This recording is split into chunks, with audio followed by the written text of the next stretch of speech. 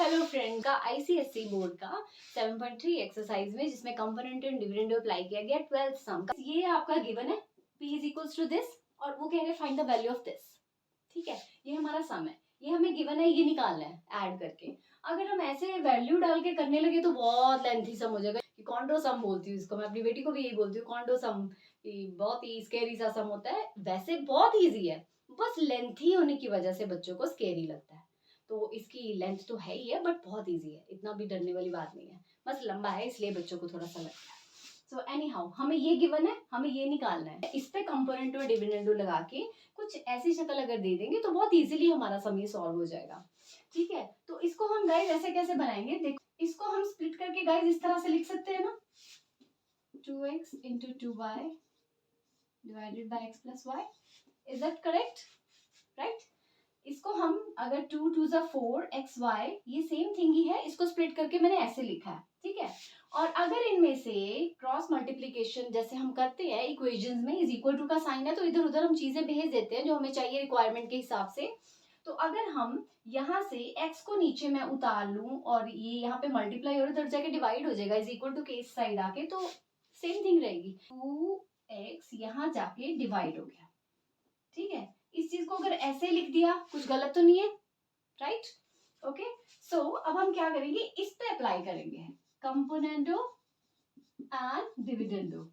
कंपोनेंटो dividendo होता क्या है, एक बार फिर से इलैबोरेट करते हैं, वैसे तो चैप्टर इसी चीज का बट फिर भी बता देती हूँ। कंपोनेंटो डिविडेंडो क्या होता है, a प्लस बी, अगर ये टर्म a है, ये b है, c एंड d है, तो a plus B divided by a minus B. ठीक है, यही कहता है कंपोनेंटो डिविडेंडो।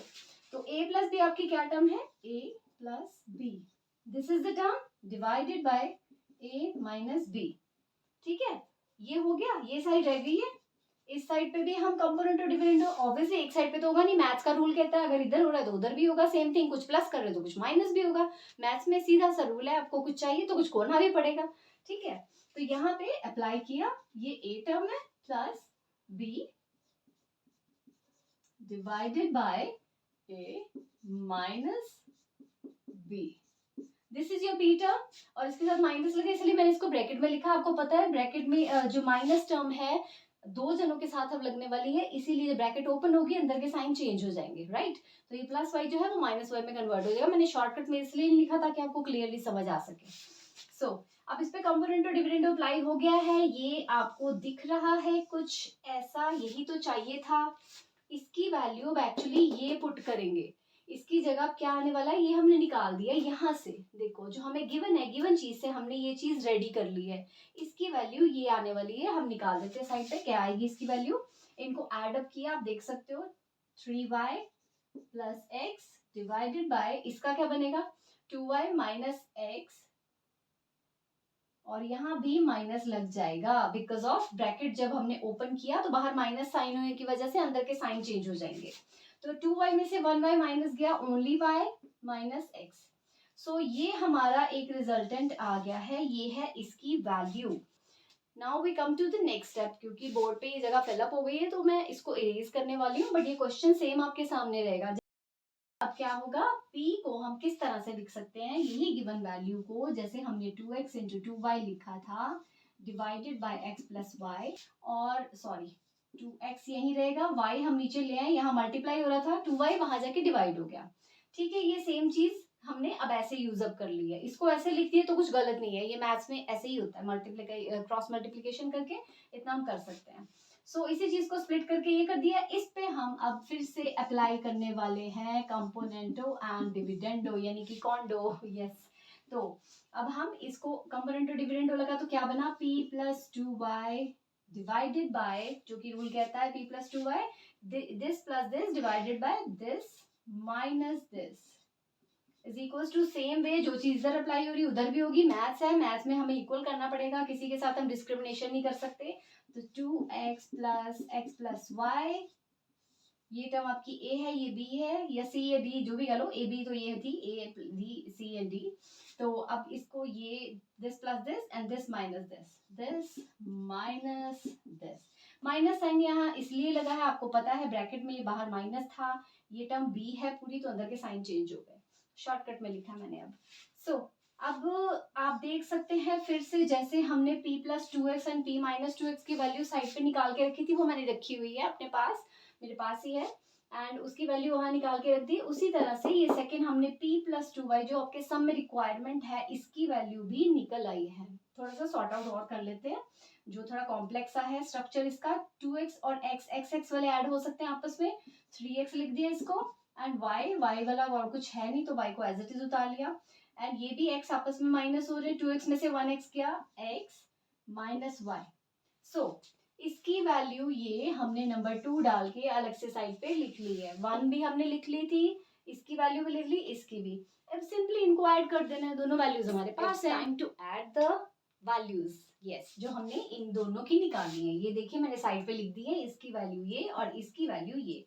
अब इनको तो इनकी वैल्यूज को हम ऐड अप कर देंगे, ठीक है। तो इनकी वैल्यूज को ऐड किया तो क्या आया, 3y plus x divided by y minus x, ठीक है।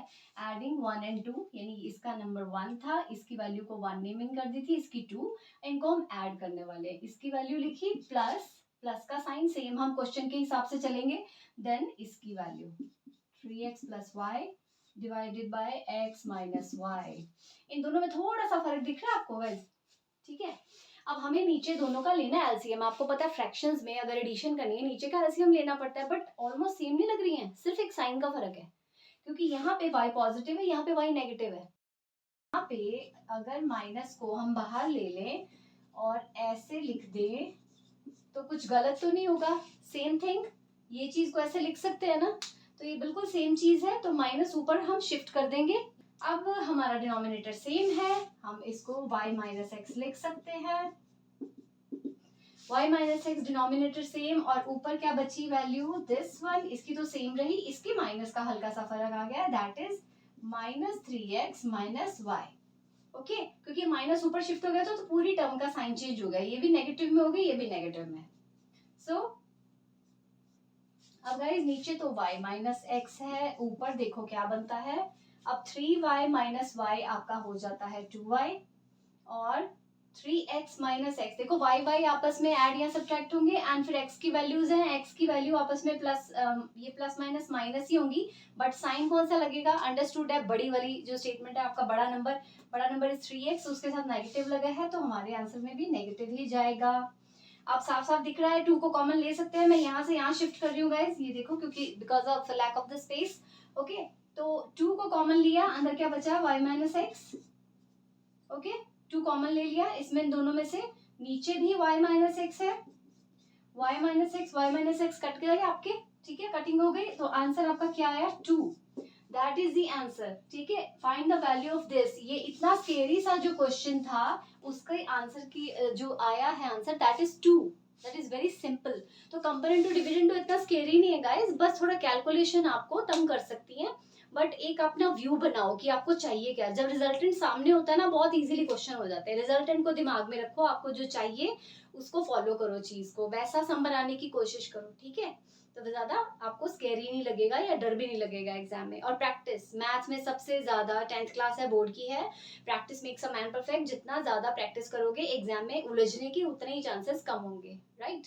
क्योंकि एक कहते हैं ना, प्रैक्टिस से ऐसा नहीं है कि सेम क्वेश्चन आपने बार बार करके आप सीखे हो, बात ये है कि आपको करने का ढंग आ जाता है, एक चीज को अटेम्प्ट कैसे किया जाता है, क्वेश्चंस को अटेम्प्ट करने का तरीका करते करते करते ही आता है, स्ट्राइक करता है यहाँ पे, एकदम से बत्ती जगती है यहाँ। Do like, share and subscribe my channel on YouTube and Insta both. Okay, so this is tutor Neha and happy to help you always, and if you have any question, any problem, you can comment me in my comment box.